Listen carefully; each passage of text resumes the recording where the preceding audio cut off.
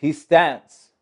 He stands because he must. He stands with two hands clasped over his heart lest it bust or burst, with a variety of emotions, fear, pride, courage, the need to fulfill his trust. It weighs on his shoulders, so he stands, his feet sinking in the carpet, in a small room, in a seemingly smaller apartment, enveloped by the darkness.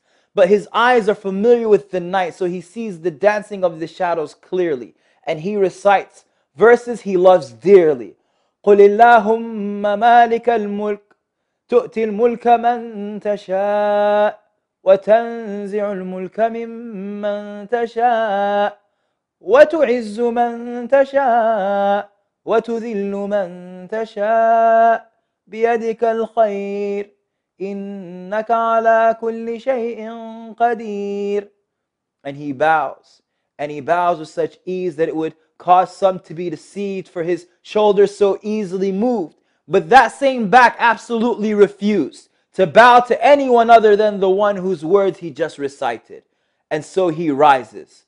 His body camouflaged and matches the stillness in the air. His lips move softly, tongue quickly, heart aware. None can give what you withhold, and none can withhold what you give. وَلَا يَنْفَعُ ذُو الْجَدِّ مِنْكَ الْجَدِّ. He is without arms, so he raises his arms by his sides and he calls out, and again he confides, and he begins the conversation, hands towards the sky. Again and again he cries, Ya Rabb, رحماك بأهلنا في ليبيا ومصر والسودان وسوريا واليمن وفلسطين. Entire nations on his mind. They will not be harmed, not from his side. اللهم أنصر إخواننا، اللهم ثبت الأرض من تحت أقدامهم، اللهم عليك بأعدائك وأعدائهم، اللهم أرنا قدرتك فيهم، اللهم ارفع يد الغدر والخيانة عن المسلمين، وأذن بفرج قريب لعبادك الموحدين، واشفي صدور قوم مؤمنين. He is far from them, but in his heart and mind he is by their side. They are his joy and pride, and they will not be harmed, not from his side.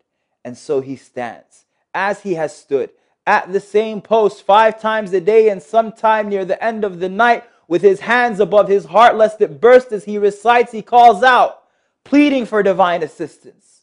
For he believes in angels, knows they can arrive in an instant.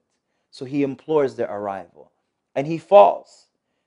He falls so that a people can rise. He falls, facilitating a tyrant's demise. Into the sweetness of prostration he falls, seeking forgiveness for any transgression that would impede the journey of the arrows that he is sending from his window towards their target, from his small room in a seemingly smaller apartment, enveloped by the darkness.